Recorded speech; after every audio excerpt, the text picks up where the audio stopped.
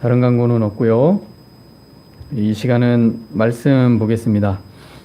스바냐서 3장 17절입니다.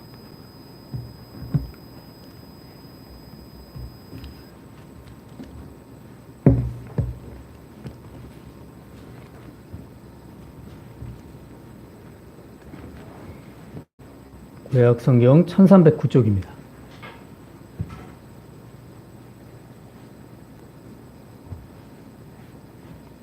한 구절인데요. 우리 천천히 내용을 보시면서 합독하시겠습니다. 너의 하나님 여호와가 너희 가운데 계시니 그는 구부실 전능자이시라. 그가 너로 말미암아 기쁨을 이기지 못하시며 너를 잠잠히 사랑하시며 너로 말미암아 즐거이 부르며 기뻐하시리라 하리라. 한 번 더 읽겠습니다. 너의 하나님 여호와가 너희 가운데에 계시니 그는 구원을 베푸실 전능자이시라. 그가 너로 말미암아 기쁨을 이기지 못하시며 너를 잠잠히 사랑하시며 너로 말미암아 즐거이 부르며 기뻐하시리라 하리라. 아멘. 앞뒤좌우로 인사하시겠습니다. 사랑합니다. 고합니다. 예. 덥진 않으시죠? 뒤에는 어떻습니까? 예, 뒤에는 좋습니다. 그래서 우리 앞에 앉으신 분들은 벽 쪽으로 붙으시든지 옷을 좀 부탁하게 해주십시오. 이 날씨가 애매해서 좀 틀 수밖에 없습니다. 자, 오늘은 이 스바냐서 3장 17절 말씀을 가지고요. 여호와가 너희 가운데 계시리라 라는 제목으로 이 말씀을 준비해 봤습니다. 항상 이 소선신서를 보게 되면 왔네요.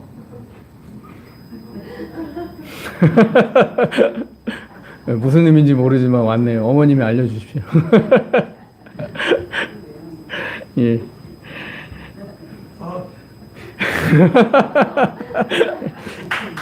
예. 왜 박수 치세요? 박수로 치세요. 예.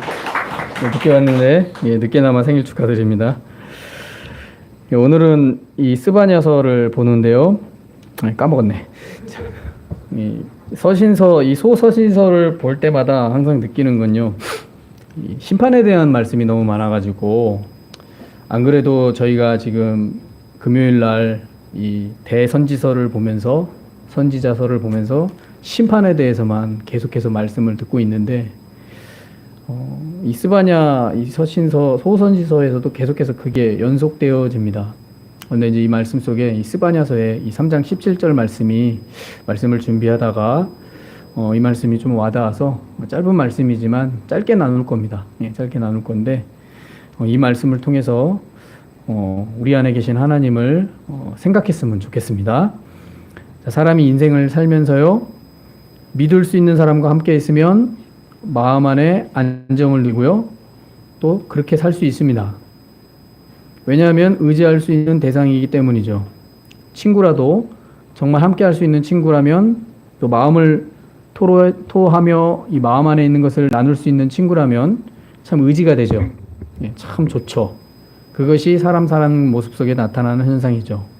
그래서 사람은 세상을 살아가면서 누군가를 의지하는 것과 또 의지할 수 있는 대상이 있다는 것은 삶을 살아감에 있어서 정말 필요한 것입니다. 예. 그러니 독불장군처럼 사람은 혼자서 살아갈 수 있는 존재가 아닙니다. 사회적 존재라고 말을 하죠. 그래서 사람은 사회적 존재다라고 말을 하듯이 누군가와 더불어 함께 살아가는 것은 사람에게 아주 중요한 부분이다라는 것입니다. 예. 소정아, 나봐. 자, 이와 같이 사람이 사람과 더불어 함께 해야 하듯이 하나님과도 함께 해야 하는 것은 우리 믿는 자의 중요한 부분임을 잊지 말아야 됩니다. 예. 자, 오늘 말씀해 보시면요, 스바냐 선지자는요, 이 요시야 왕 시대에 활동했던 선지자입니다. 그래서 요시야 왕 때 활동했던 선지자가 있는데, 이 요시야 왕 때는 하나님께 돌아가는 아주 종교개혁을 통해 하나님의 뜻을 따라 살아가는 왕이었어요. 그의 나라가 하나님의 뜻을 향해 잘 가는 시기였습니다. 근데 이때 이 스바냐 선지자가 하나님의 심판을 받아 멸망당할 이스라엘을 예언하고 있습니다.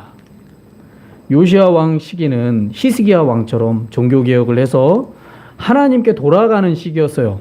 이스라엘이. 그런데 스바냐 선지자가 이 돌아가고 있는 이스라엘 백성들을 향해 이스라엘이 심판을 받아서 멸망당할 것을 예언을 하고 있습니다. 그리고 그 예언 후에 다시 이스라엘이 하나님의 긍휼로 말미암아 살아남는 자들에게 말씀을 주신 본문이 오늘 말씀이다라고 할 수 있습니다.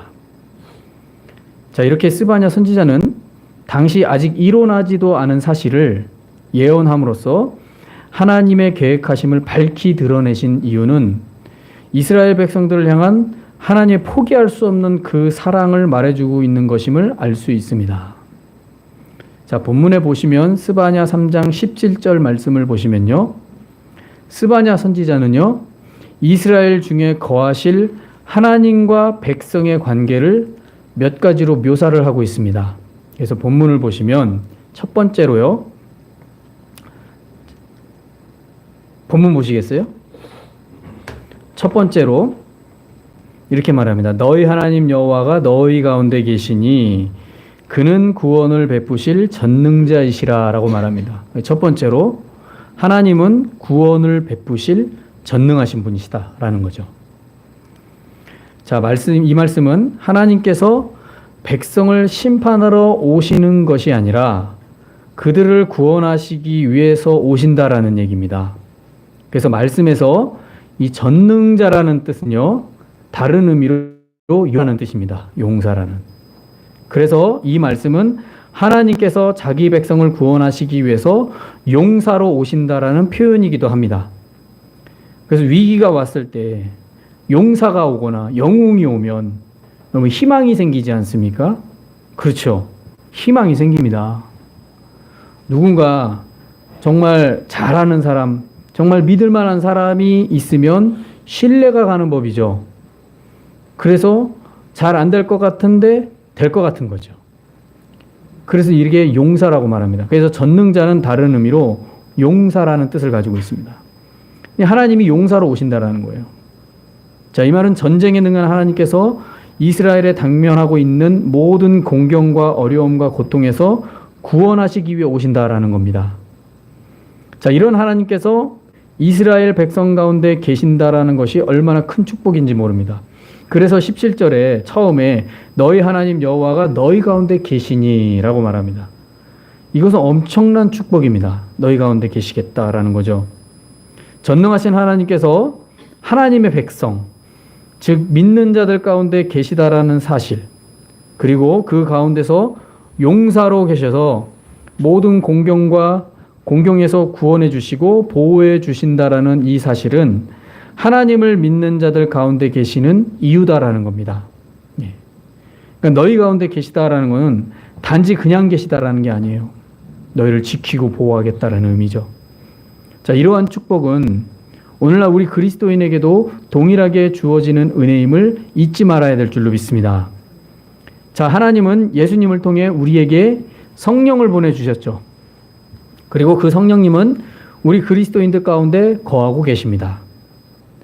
그래서 이 사실을 우리는 확신과 믿음을 가지고 이 세상을 살아가게 될 때, 자, 하나님은 우리를 대신해서 공중권세 잡은 대적을 물리쳐 주실 것이고, 또한 삶의 영역에서도 이끌어 가시는 은혜가 있다는 사실을 잊지 말아야 될 줄로 믿습니다. 그래서 오늘 첫 번째, 그는 구원을 베푸실 전능자이시다라고 표현하고 있는 겁니다. 하나님이 이스라엘 안에 거하시는데, 믿음의 사람 안에 거하시는데 그 안에 구원을 베푸실 전능자로 계시다라는 거예요.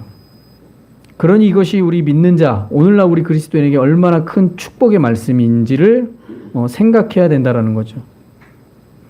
둘째로는요, 주의 백성을 구원하실 뿐만 아니라 그들로 인해 매우 기뻐하시는 분이시다라는 사실입니다. 17절에 중간에 보면 이렇게 말합니다. 그가 너로 인하여 기쁨을 이기지 못하시며 너로 말미암아 즐거이 부르며 기뻐하시리라 라고 말합니다. 그래서 중간에 그가 너로 말미암아 기쁨을 이기지 못하시며, 그리고 끝에 보시면 너로 말미암아 즐거이 부르며 기뻐하시리라 하리라 라고 말합니다. 자, 이 말씀은요, 하나님께서 주체할 수 없는 기쁨을 묘사하는 극적인 표현입니다. 하나님이 주체할 수 없을 정도로 기쁘시다라는 뜻이에요. 이건 하나님의 극적인 표현을 스바냐 선지자가 본 겁니다. 자, 이는 험한 세상에서 죄와 악인들에 의해 이리 치이고 저리 치이면서 정말 끝까지 하나님을 향한 믿음을 버리지 않고 하나님께서 거하실 날을 기다리면서 버텨온 믿는 자를 기뻐하신다라는 뜻입니다. 그냥 나는 너의 모습을 그냥 기뻐해 이런 게 아니에요. 세상의 유혹과 죄악과 또 악인들의 공격들을 받으면서도 정말 이리 치이고 저리 치이면서 고통 가운데 있을 때에도 끝까지 그 믿음을 지켜 버티는 그 믿는 자를 하나님이 기뻐하신다는 뜻입니다. 그래서 그런 믿음을 가진 사람을 주체할 수 없을 정도로 너무 기쁘신 거예요. 그 뜻이 오늘 이 그가 너로 말미암아 기쁨을 이기지 못한다라는 표현입니다. 우리가 한글로 표현될 때 그가 너로 말미암아 기쁨을 이기지 못하시며 뭔가 극적인 느낌이 크게 들진 않습니다. 그런데 본문 말씀을 이렇게 직역해서 보면 주체할 수 없다라는 거예요. 너무 기쁘신 거예요. 왜요? 위기 속에서도 절망 가운데서도 정말 신앙을 버릴 만한 상황이 왔는데도 불구하고 그 믿음을 버티는 거예요. 그런 믿음의 사람을 하나님이 기뻐하신다. 그게 오늘 말씀이 두 번째 표현이다라는 겁니다. 그러니까 하나님이 극적으로 너무 주체할 수 없을 정도로 기뻐하시는 그 기쁨의 조건이 믿음의 사람이 그 믿음을 주체할 수 없을 정도로 지켜나가는 겁니다. 버티면서. 그런 믿음을 하나님이 기뻐하시는 거죠. 그냥 물에 물 탄 듯, 술에 술 탄 듯, 그냥 미지근하게 뭐 될 대로 되라는 식의 이런 믿음 생활을 하면 하나님이 기뻐하실 리가 없습니다. 그래서 본문의 이런 기쁨은 그런 기쁨이에요. 그래서 이런 믿음의 사람들에게는 나타나는 특징이 있습니다. 자, 이렇게 정말 끝까지 하나님께서 거하실 날을 기다리며 버티는 그런 믿음의 사람에게는 특징이 있어요. 그 특징이 뭐냐면 하나님을 찾는 것을 포기하지 않는다라는 겁니다. 하나님을 찾는 것을. 사람이 정말 주체할 수 없는 어려움이 오면 하나님을 찾지 않는 일이 벌어집니다. 그리고 오히려 불신이 생기고 원망이 생기죠. 그런데 이런 믿음의 사람들의 특징 중에 하나는 정말 끝까지 버티면서 하나님을 바라보는 그 사람은 하나님을 찾는 것을 결코 포기하지 않는다는 거예요. 그래서 하나님은 자신을 찾는 자를 기뻐하십니다. 찾는 자를 기뻐하십니다. 왜냐하면 하나님은 세상에 치우쳐서 하나님을 찾지도 않고 또 소망을 둘 마음도 없는 그런 사람들의 모습들이 대부분일 때 하나님은 그 안에서도 믿음을 굳건하게 지키면서 하나님을 찾는 자를 너무나도 기뻐하신다는 사실을 알아야 됩니다. 그래서 우리가 믿음 생활을 할 때에 어려움이 있죠. 위기가 올 수도 있고 신앙이 침체될 수도 있고 또 믿음 생활이 무료해질 수도 있어요. 그럼에도 불구하고 하나님을 찾는 것을 포기하지 않고 끝까지 그 믿음의 신앙을 버티는 사람을 하나님이 기뻐하신다는 거예요. 그렇게 하나님을 찾는 자, 그것을 기뻐하신다는 거예요. 이런 특징을 가지고 있다는 겁니다. 그것이 오늘 말씀에서 기쁨을 이기지 못하신다라고 말씀하신 것으로 하나님의 심정을 묘사하고 있는 겁니다. 멸망받은 소돔과 고모라 성 안에 있는 모든 사람들이 하나님 없는 인생들이었지만 유일하게 하나님을 찾는 자인 롯을 기뻐하셨던 것처럼 형제들에게 버림받아 외톨이가 되어서 아무도 의지할 수 없는 지경에 이른 요셉은 고난 중에도 하나님을 향한 믿음을 끝까지 지키는 모습에서 하나님이 기뻐하셨던 것처럼 모두가 자신을 죽이려고 혈안이 되어 있고 심지어 부모와 형제들에게도 버림받은 다윗이 광야의 죽음의 위기 속에서도 하나님을 노래하며 찾는 모습을 하나님이 기뻐하셨던 것처럼 하나님은 세상에서 이리저리 온갖 인생의 우여곡절을 겪으면서도 정말 하나님을 찾는 것을 포기하지 않는 믿음의 사람을 기뻐하신다는 사실입니다. 이게 하나님이 기뻐하시는 사람의 특징이에요. 그냥 기뻐하시는 게 아니에요. 그래서 오늘 말씀에 주체할 수 없는 기쁨이 있으신 거예요. 그러므로 우리 그리스도인은 하나님을 찾는 것을 계속해야 될 줄로 믿습니다. 계속 하셔야 돼요. 여러분, 좋은 일이 있을 때 하나님 찾으십니까? 라고 질문을 해보면 좋은 일이 있을 때 정말 하나님 찾으십니까? 아니면 나쁜 일이 있을 때 하나님 찾으십니까? 좋은 일이나 나쁜 일이나 어떤 일이 있어도 하나님 찾는 걸 멈추지 마셔야 됩니다. 그게 하나님이 기뻐하시는 일이에요. 그래서 그리스도인은 하나님 찾는 것을 계속해야 됩니다. 멈추면 안 됩니다. 예배가 무료하다고, 기도가 안 된다고, 응답이 없다고, 좀 뭔가 문제가 잘 안 풀린다고 포기하지 말아야 됩니다. 그렇게 된다고 하나님을 포기하고 하나님 찾는 일을 멈추면 하나님이 기뻐하실 일도 없고 그러한 기쁨이 그 사람을 통해 일어나지도 않습니다. 그래서 결국 끝까지 포기하지 않고 하나님을 찾는 인생, 하나님께서 기뻐하신다는 사실을 우리는 마음의 세계에서 잊지 말아야 될 줄로 믿습니다. 이것이 하나님께서 믿음을 지키는 사람들을 향한 주체할 수 없는 기쁨의 증거입니다. 그래서 17절 두 번째에 얘기하는 겁니다. 너로 말미암아 기쁨을 이기지 못하시며 주체할 수 없는 기쁨이 너무 크신 거예요. 이런 기쁨을 하나님이 누릴 수 있도록 또 하나님이 그런 기쁨을 가지기에 우리의 믿음이 정말 하나님을 찾는 인생이 되기는 저와 여러분이 되어야 될 줄로 믿습니다. 세 번째는요, 마지막 세 번째는 하나님께서는요, 주의 백성을 잠잠히 사랑하십니다. 17절 끝에 보시면요, 이렇게 표현하죠. 너로 잠잠히 사랑하시며 라고 말합니다. 너를 잠잠히 사랑하시며. 자, 이 말씀은요, 문자적으로 풀이를 하면요, 그는 자신을 사랑 안에서 침묵하신다라는 뜻입니다. 여러분, 사랑을 하는데 침묵을 하시는 거예요. 즉, 하나님께서 자기 백성을 잠잠히 사랑하시는데 그 사랑의 방법이 그 사랑 안에서 침묵이 함께 있다라는 겁니다.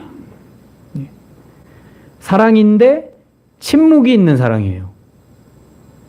이러한 침묵의 사랑을 하시는 분이 하나님이십니다. 그런데 왜 침묵일까요? 여러분, 사랑은 표현해야지 합니다. 상식 아닙니까? 사람과 사람과의 관계도 그렇죠. 사랑을 하는데 표현을 안 하면 사랑하는지 압니까? 모릅니까? 모릅니다. 예. 그래서 사랑을 하면 표현을 해야 돼요. 표현을 해야 그 사람이 나를 사랑하는 걸 아는 거죠. 예. 눈빛만 봐도 알 수 있잖아. 그런 노래 아시죠? 예. 눈빛만 봐도 알 수 있잖아. 알 수 없어요. 예. 사랑은 표현해야지 알 수 있는 거죠. 눈빛만 봐도 아는 거는 정말 오랜 세월이 지나야 되는 거 아닐까라는 생각이 듭니다. 대부분은 표현을 안 하면 사랑하는 줄 알지 못해요. 그런데 오늘 본문에 보시면 하나님이 사랑을 하는데 침묵을 하시는 거예요. 왜 침묵일까? 이 말씀을 생각해 보셨습니까? 너를 잠잠히 사랑하시며, 그냥 시상의 운율처럼 그냥 그렇게 느끼면 뭐 그렇게 평온하게 느껴지는 말씀으로 이해하면 그냥 그렇게 넘어갈 수 있습니다. 그런데 너를 잠잠히 사랑하시며, 왜 사랑을 하는데 침묵하시냐 이거죠.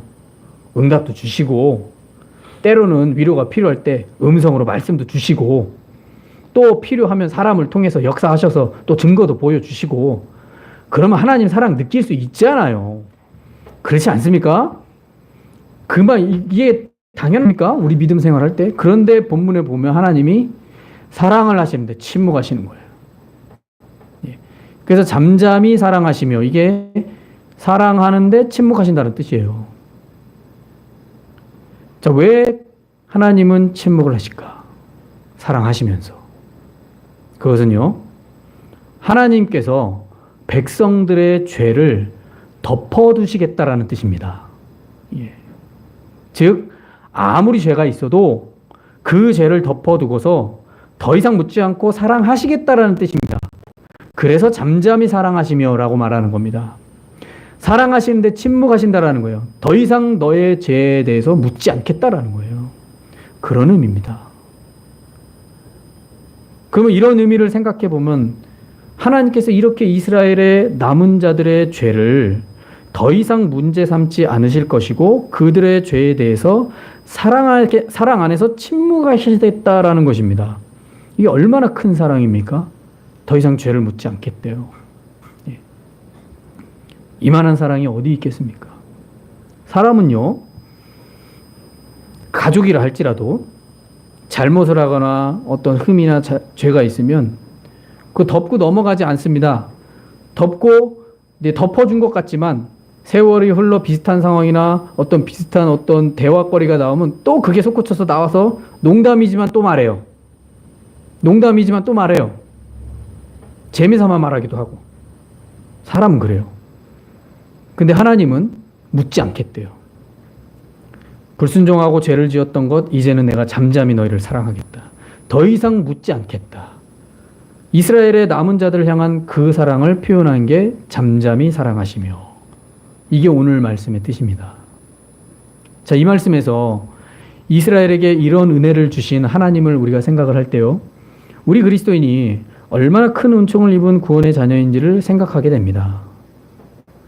아무리 죄가 있고 죄가 우리의 삶을 지배하고 또 유혹이 다가온다고 해도 하나님께서 그의 아들 예수 그리스도의 십자가의 대속으로 모든 죄를 도말해 주셨다라는 이 사실이 우리 믿는 자에게 언제나 유효하다는 사실이 얼마나 큰 은혜인지 모릅니다. 그러니까 죄를 지어도 하나님이 묻지 않으시는 거죠. 예수 그리스도의 십자가의 그 대속의 은혜 때문에 묻지 않으세요. 덮어두시고 잠잠히 사랑하시는 거예요. 이런 사랑이 없다면 저와 여러분은 정말 죄 가운데 다 죽었을 겁니다. 그래서 스바냐 선지자의 이 말씀이 오늘날 우리 그리스도인들에게 똑같이 적용되는 말씀 아닙니까? 하나님이 우리를 잠잠히 사랑하시지 않았다면 저와 여러분은 죄 가운데 죽었을 겁니다. 살 수가 없어요. 세상의 죄가 우리를 유혹해서 죄의 길로 걸어가게 만들어 놓으려고 해도 죄에 관하여 죽은 우리 그리스도인은 더 이상 죄와는 상관없다는 사실을 예수 그리스도의 십자가의 대속의 은혜로 확신해야 됩니다. 그렇게 하나님은 십자가로 말미암아 우리 그리스도인들에게 더 이상 죄를 묻지 않으시고 오늘 세 번째 말씀과 같이 침묵으로 사랑하신다는 사실을 잊지 말아야 될 줄로 믿습니다. 하나님은요, 침묵으로 우리를 사랑하십니다. 더 이상 우리의 죄를 묻지 않으세요. 이미 구약에서 스바냐 선지자를 통해서 이스라엘 남은 자들을 향해 증거하셨어요. 그러니 이 말씀이 예수 그리스도 안에서 그 십자가의 대속의 은혜로 오늘날 우리 그리스도인들에게 동일하게 적용되는 거 아닙니까? 하나님이 우리의 죄에 대해서 침묵하시지 않는다면 저와 여러분 중에 천국 갈 사람이 누가 있고 구원받을 사람이 누가 있으며 어느 누구가 하나님 앞에 떳떳하게 설 수 있겠습니까? 아무도 설 수 없어요. 그런 침묵하시는 그 하나님의 사랑을 오늘 말씀을 통해 우리가 깨달아야 될 줄로 믿습니다. 자, 오늘 말씀 이 세 가지를 보았습니다. 첫 번째는 하나님은 구원을 베푸신 전능하신 분이시다. 용사로서 우리를 지켜주시는 분이시다. 두 번째는 주의 백성을 구원하실 뿐만 아니라 그들을 매우 기뻐하신다. 주체할 수 없듯이 기뻐하신다. 고난과 환난과 어려움과 역경 속에서도 끝까지 버티면서 믿음을 지키는 그 당신의 자녀들을 주체할 수 없을 정도로 기뻐하신다. 그리고 마지막 세 번째, 하나님은 당신의 백성을 잠잠히 사랑하신다라는 사실입니다. 하나님께서 자기 백성 가운데 거하시는 이유 속에 이러한 심정을 가지셨기 때문입니다. 이러한 심정을 가지셨기 때문에 하나님이 자기 백성들 가운데 거하실 수 있는 거예요. 오늘날 우리 믿는 자가 하나님이 우리 안에 우리의 삶에 거하시는 이유는 이러한 사실 때문에 거하시는 거예요. 우리가 뛰어나서, 우리가 능력이 많아서, 아니면 우리가 정말 남보다 죄짓지 않고 잘 살기 때문에 거하시는 게 아니에요. 하나님 자신 때문에 그렇게 거하시는 거예요. 우리 그리스도인은 오늘 말씀을 통해 하나님의 마음, 즉 다시 말해 그분의 심정을 생각하는 시간이 되었으면 합니다. 그분의 심정 이 한 구절 안에 다 들어 있습니다. 순종보다 불순종으로 반응하였고, 말씀이 들려질 때에 아멘이 아닌 무응답으로 반응하고, 마음으로는 알고 있는데 삶으로 부인하고 있는 우리의 연약한 모습이라고 해도 하나님께서 구원을 베푸시고 또 기뻐하고 싶어 하시고 잠잠히 침묵 속에서 사랑하시고자 하는 우리 그 심정을 가지셨다는 사실을 우리가 생각할 때 정말 아무 공로 없는 우리를 끝까지 사랑하시는 하나님의 마음을 잊지 말아야 될 줄로 믿습니다. 그러므로 여호와 하나님이 우리 가운데 계시다는 사실을 하나님의 크신 은혜로 알고 내주하시는 하나님과 함께 살아가는 은혜가 있는 저와 여러분 되시길 예수님의 이름으로 축원합니다. 기도하시겠습니다. 오늘 한 구절의 이 말씀을 통해 말씀을 잠시 나눠봤습니다. 여호와가 너희